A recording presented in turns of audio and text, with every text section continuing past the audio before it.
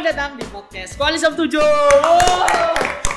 Ini ramai banget karena benar ini ramai banget karena udah bareng arek-arek dari Surabaya nih. Mana lagi kalau bukan dari Institut Teknologi 10 November. Nah, udah bareng kita nih ada Juliko Noval Rudianto.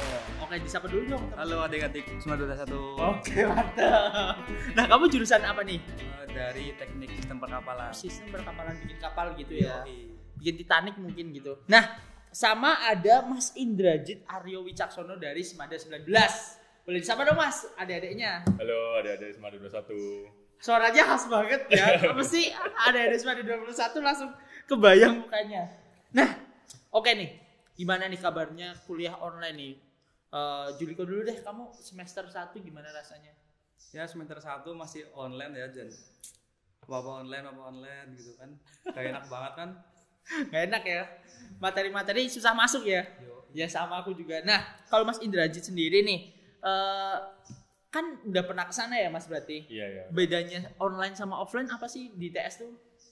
Bedanya online sama offline, ya jelas dari itunya ya, dari cara dosen ngajarin juga jadi beda jauh banget karena banyak dosen yang masih beradaptasi namanya ke istilah online ini. Jadi mungkin ada kurang efektifnya, tapi semakin lama semakin jelas kok dosen-dosennya dibandingkan dengan semester kemarin yang pas baru pertama corona. Mantap. Nah, Mas Indrajit nih, di sana tuh Mas, kan Jawa Timur nih. Kayak masih awam aja, aku aja masih awam. Nah, lingkungan kampus di sana tuh kayak gimana sih Mas, lingkungan kampus di TS tuh? Lingkungan kampus gimana nih maksudnya? Kayak mungkin pertemanannya, terus makannya apa, dan lain-lain gitulah. Mungkin kalau misalnya bilang lingkungan baru ke Surabaya, kita sebagai orang yang ngapak ya, yang udah biasa dengan bahasa yang dekat dengan orang katanya kasar, itu biasa aja sih sebenarnya. Oh gitu. Di Surabaya. Mungkin sedikit-sedikit lebih kaget dengan di sana kan cacuk. Iya benar. Cacuk. Cuman rata-rata orang-orang di sana ya welcome, orang-orang di sana juga ramah-ramah sebenarnya. Emang mereka aja bicaranya kayak gitu. Cuman, tapi tetap asik aja ya. Tapi makanan tuh susah nggak di sana? Makanan gimana? Makanan sama aja di sana. Mau dari pecel atau mungkin ke warteg dan lain-lain, ya sama-sama aja kayak Purwokerto lah. Pilihan makanan tetap banyak. Harganya mungkin Mas gimana?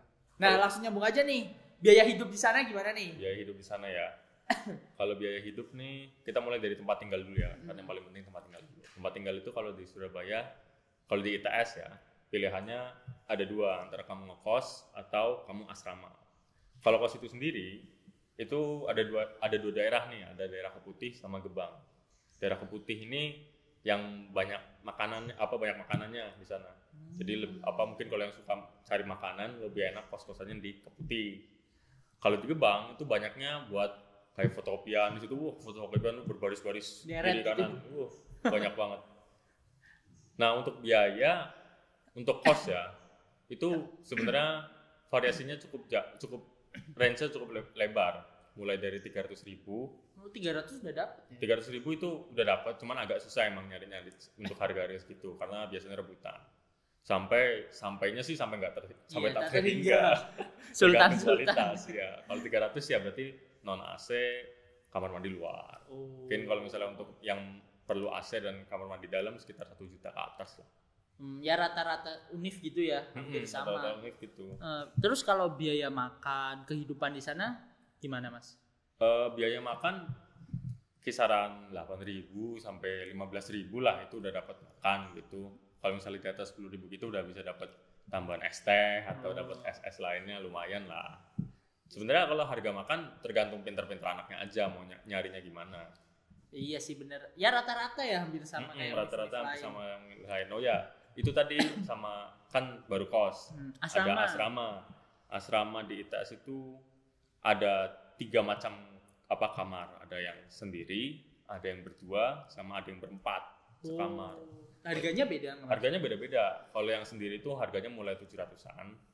Kalau yang berdua itu harganya mulai 400-an. Dan yang berempat itu juga harganya mulai 400-an. Cuman bedanya kayak lantainya gitu. Jadi biasanya yang semakin lantainya itu sekitar ada 4. Biasanya satu gedung. Kalau makin tinggi makin murah. Makin tinggi malah makin murah ya. Iya. Kan capek net tuh. Iya bener sih. Bawa galon. Nah, fasilitas nih. Biasanya tuh kalau misal milih univ pasti juga pengen yang fasilitasnya lengkap. Nah, ITS sendiri tuh fasilitasnya apa nih? Terutama Mas Indrajit nih yang udah pernah lihat langsung gitu loh. Fasilitas biasanya fasilitas yang penting pertama buat mahasiswa fasilitas olahraga ya. Karena mahasiswa ya juga perlu olahraga. Di ITS sendiri tuh ada ya lapangan sepak bola ada dengan running tracknya sama seperti kampus-kampus lainnya. Di sana juga ada stadium khusus buat futsal. Biasanya buat lomba futsal di kampus gitu yang tingkat kampus di situ. Juga ada lapangan tenis, ada lapangan badminton juga, ada lapangan basket dan lain-lain lah. Pokoknya cukup lengkap untuk fasilitas olahraga itu sendiri. Fasilitas buat kuliahnya gimana nih? Kalau fasilitas buat kuliah setiap ruangan udah AC di sana. Jadi nggak perlu takut lagi buat kepanasan di Surabaya deh kalau masalah kuliah. Terus ada perpus juga, ada masjid Manarul Ilmi namanya kalau masjidnya ITS itu, dan ya itu paling juga ada medical center. Medical center ini kesehatan buat mahasiswa. Jadi ketika mahasiswanya sakit bisa datang ke sana, kesehatan untuk dokter umum itu bisa mendapatkan gratis dengan membawa KTM. Oh, lengkap ya ITS ya. Nah, karena lengkap ini berarti keketatan kampus nih yang aku mau bicarain. Soalnya ITS kan masuk klaster 1 kan. Nah, Juliko nih yang baru. Kamu masuk lewat jalur apa dan keketatannya tuh kayak apa sih di ITS? Kalau aku kan masuknya lewat jalur SBM nih. Jadi ya gitulah, tergantung nilai-nilai juga. Kalau ITS kan termasuk peringkat keempat ya di Indonesia ya, otomatis ketat lah, tapi nggak terlalu kayak UI gitu kan, lebih atas kan peringkatnya kan. Iya. Terus kalau mau lihat keketatan persen-persennya itu bisa dilihat di web its.ac.id. Itu di sana semua lengkap, mulai dari saintek sama sosum, ada persentase keketatan dari tampung dan lain-lain di sana lengkap. Nah, mantep banget tuh. Berarti langsung aja lihat di mana tadi? Di smits.its.ac.id. Itu udah lengkap ya tentang keketatan kampus ya. Berarti kamu lewat jalur masuk SBMPTN. Tapi di tes sendiri tuh ada jalur masuk apa aja sih? Ada 3 jalur masuk ya. Ada SNM, SBM, sama ujian mandiri atau seleksi mandiri.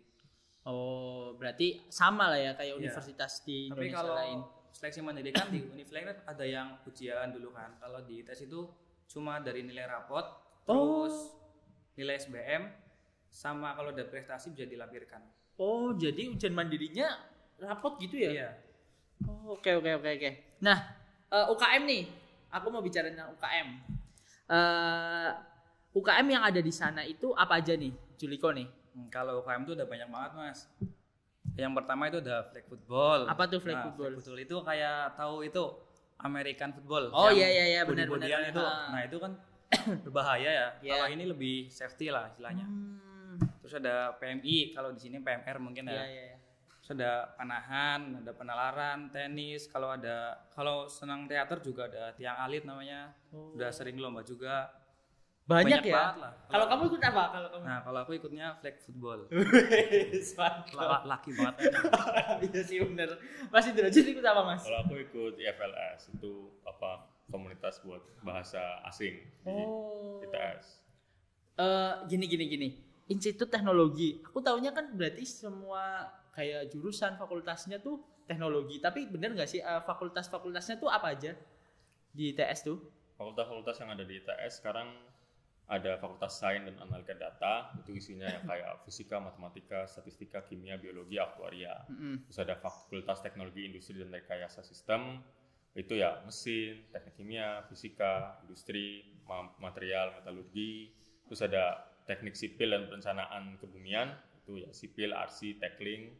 Terus ada Fakultas Teknologi Kelautan, itu ada perkapalan, sistem perkapalan, kelautan dan sistem transportasi laut.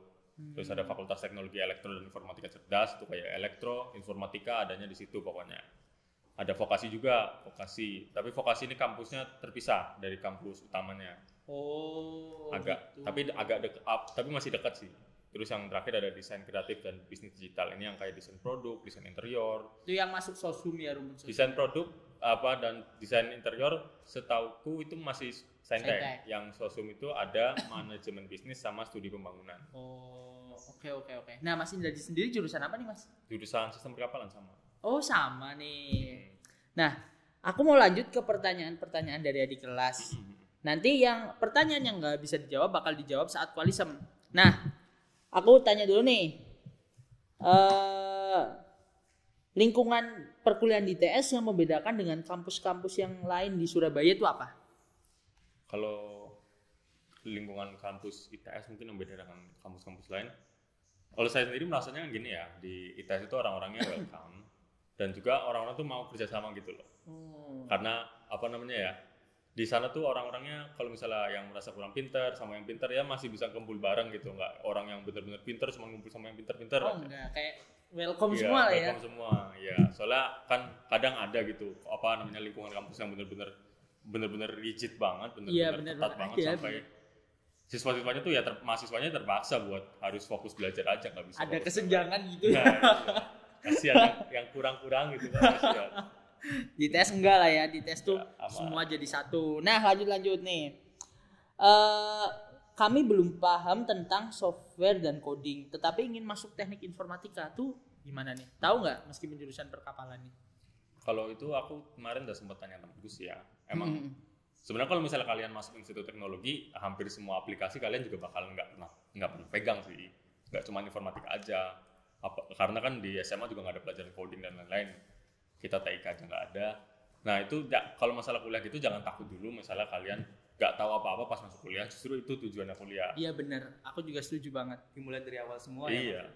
Perkapalan juga nggak tahu kan gimana cara Perkapalan bikin kan juga pakai AutoCAD Pakai dan lain-lain. apa itu? Ya software buat itulah teknisi-teknisi gitu lah. Buat bangunan gitu. untuk gambar teknik pakai AutoCAD. Nah itu kan juga dipelajari, nanti ada mata kuliah sendiri untuk mempelajari aplikasi ini gimana sih cara makainya. Itu bakal ada kok mata kuliah di situ. Jangan takut intinya lah ya buat berkembang di ITS. Nah, lanjutannya nih. Perbedaan institut teknologi dengan universitas itu apa ya, Kak? Dan unggulannya apa saja? Gimana nih? Kalau institut ya seperti biasa ya. Institut itu maksudnya kayak sebuah ya hampir sama seperti universitas, cuman lebih fokus ke satu buah bidang. Kayak institut seni, institut teknologi, berarti kan yang ada di dalam kampus itu ya cuman teknologi atau seni aja. Tentunya kalau sebagai institut teknologi, unggulan kita jurusan-jurusan teknik kita dong. Jurusan-jurusan teknik kita sudah kebanyakan tuh udah A. Data terakhir kita yang di tingkat S1 yang B cuma tinggal 1 aja. Dan ada juga 8 jurusan yang diakui di internasional di IAB. IAB itu kayak ikatan asosiasi insinyur lah kayak gitu. Oh, internasional itu. Internasional, dan juga satu ada di ABET. Nah, ya kayak gini nih yang penting buat tahu gimana kualitas dari jurusan-jurusannya. Salah satunya dari sini kita punya akreditasi yang salah satu yang terbaik di Indonesia, dan juga di internasional ada yang bersaing. Aku mau nyambung berarti prospek kerja berarti gimana di ITS? Dari penjelasan tadi ya pasti terjamin ya kan. Prospek kerja sebenarnya kalau kita bicara prospek kerja seperti ini ya. Kampus manapun kalian prospek kerja itu nggak menjamin sebenarnya. Yang menjamin adalah gimana kalian bisa bersaing di kampus itu. Misalnya kayak gini. Misalnya kalian masuk di ITS dengan kemampuan kalian yang emang mumpuni untuk bisa di ITS. Kemungkinan pas proses belajar kamu hasilnya bakal lebih maksimal dibandingin kamu misalnya maksa ke kampus yang kamu mungkin terlalu tinggi misalnya. Mungkin kamu keterima, cuman nanti pas jalannya terseok-seok. Nah itu yang harus kamu pintar-pintar untuk bisa mencapai tadi prospek kerja. Karena percuma kamu punya lulus dari ITS misalnya, kamu dapat nilainya bagus, kamu cuman lulus, cuman nilainya jelek gitu. Percuma yang tadi aku bilang A, IAB dan AB iya gitu. Iya sih benar banget Mas. Yang penting adalah gimana kamu belajar di kampus. Tergantung masing-masing aja ya Mas. Tergantung masing-masing aja sebenarnya. Universitas nggak benar-benar meskipun menjamin, berpengaruh tapi nggak benar-benar menjamin kan. Nah, yang terakhir nih, ciri khas dari ITS nih, ada nggak ciri khas ITS? Kalau ciri khas ITS mungkin yang banyak dikenal dari ITS ya. ITS itu tim robotikanya salah satu banget. paling jago di seluruh Indonesia. Salah satunya nih yang bisa kita sebut aja kayak ada tim sapu angin, tim nogo geni. Ini dua-duanya Itu robotika. itu di bidang mobil hemat energi yang ini. Mereka tuh udah juara sampai tingkat Asia Pasifik di Eco Shell Marathon. Nah terus ada juga Ichiro. Nah ini Ichiro nih yang robot. Ini robot yang bisa main bola. Dan itu sempat kayaknya pernah diberitakan deh. iya bisa masuk sampai berita-berita Indonesia juga. Itu pernah juara di World Cup di Korea tahun 2019.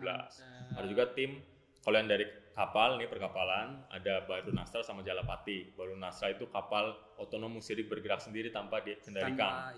Tanpa nahkoda. Jadi dia bisa bermanuver sendiri. Nah ini udah juara 1 internasional tahun 2018 di Amerika. Mantap. Contohnya kayak gitu kan. Nih melihat prestasinya. Nah, ini biasanya buat teman-teman yang mungkin ada minat ke arah situ, bagus banget buat bisa masuk ITS. Karena di sini tim-tim yang seperti itu benar-benar disupport sama ITS. Itu masuk UKM atau gimana sih, Mas? Tim ini beda sendiri dari UKM. Tim ini di luar dari UKM, nanti akan ada seleksinya sendiri. Nah, karena saking untuk menjaga kualitasnya itu seleksinya kadang susah. Ini yang membuat kualitas dari tim-timnya itu sangat tinggi. Mantap.